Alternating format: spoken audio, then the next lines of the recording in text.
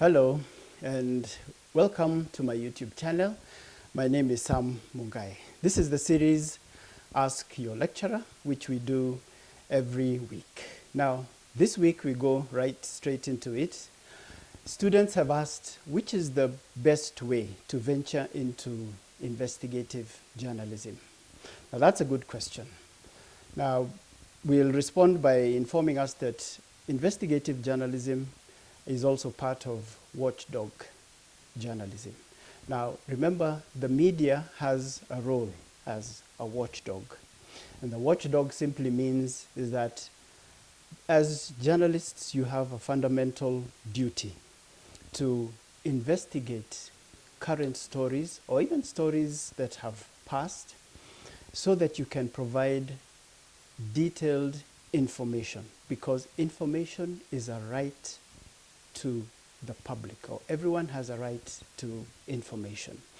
And as a journalist, when you venture into watchdog journalism, that means you are going to research on stories that are of national interest. I'm going to share a few examples of stories that a journalist or student can venture into, and this way you would launch your career as an investigative journalist.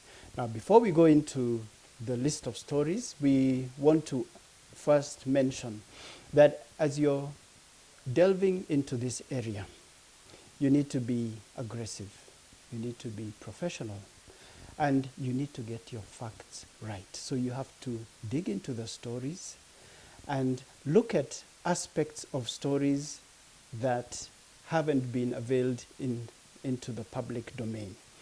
Remember, the mainstream media don't cover all the facts. They give you some of the information. We're not criticizing, we are critiquing. They may not be able, because every media house has a bias and they tell stories in a certain light or a certain angle. Now, you can choose an angle that has not been exploited. That way, you'll be able to provide information that will be useful to the public. And remember, this information goes out into the public domain, both locally, regionally, and internationally. I'm going to share a few stories that you can venture into, which are of interest to the general public. Number one is the China Square story, which is situated on the Thika Superhighway. Now, this is a story that has a lot of interest, both nationally and also in the leadership of this country, because of the various aspects that are playing into that story. You may want to choose an angle of that story. You may want to look at the ownership of the China Square and look at the pricing of goods, and then find out why some officials of government have taken a keen interest in that establishment. Those are stories there.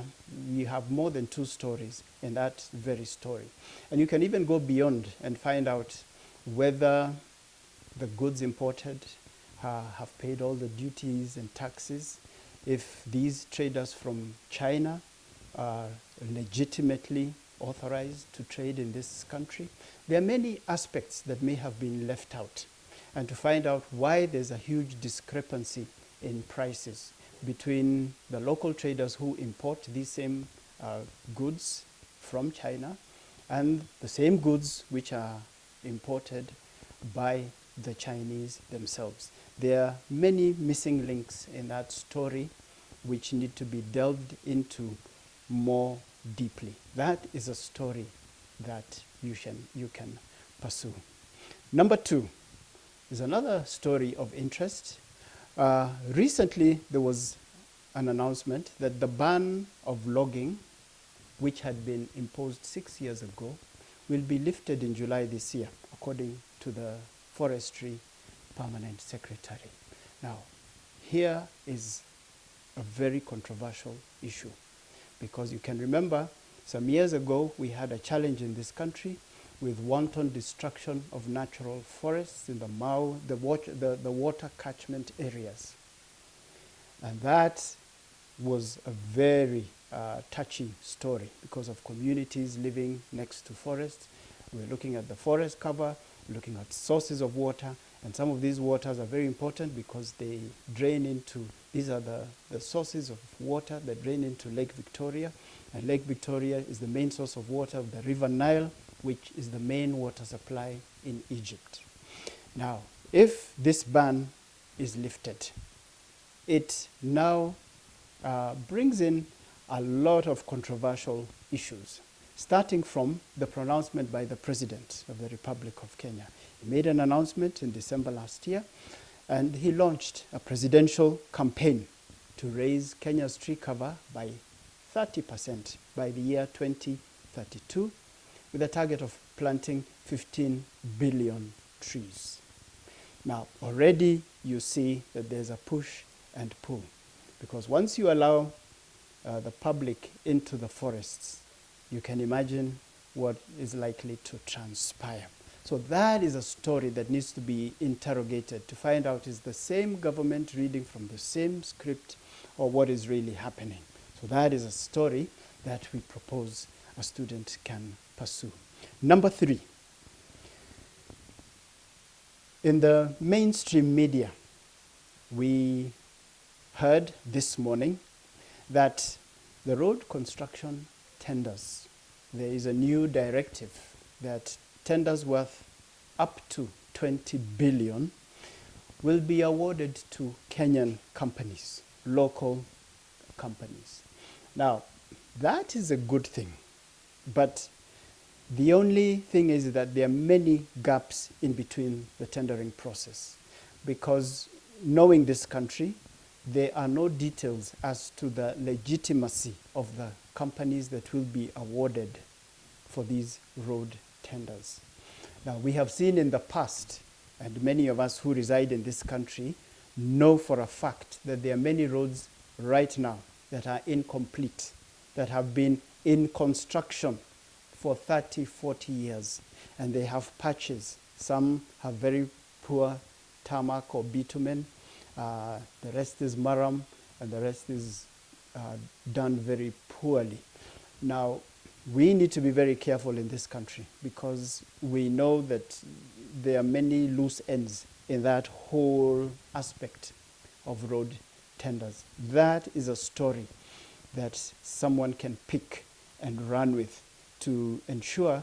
And when you do a story well, it compels the authorities to provide information.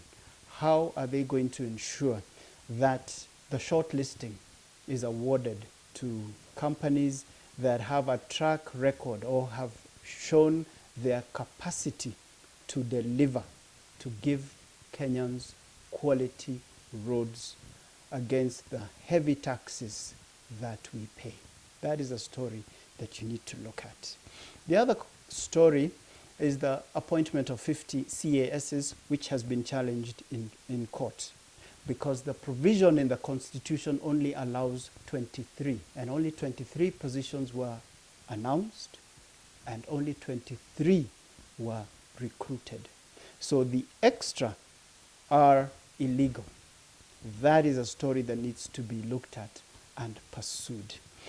Last but not least, we have a challenge in the country. 20 counties have not paid salaries for their workers, some from February and some from March. What is happening? Is the government broke, or is it that priorities are mixed up? Now, these are some stories that we recommend that a student can take up as you're venturing into your career as an investigative journalist or a watchdog journalist. This will boost your career, but most importantly, it will provide information that is required by the public and also the authorities to keep them accountable. So keep it here for content of this nature.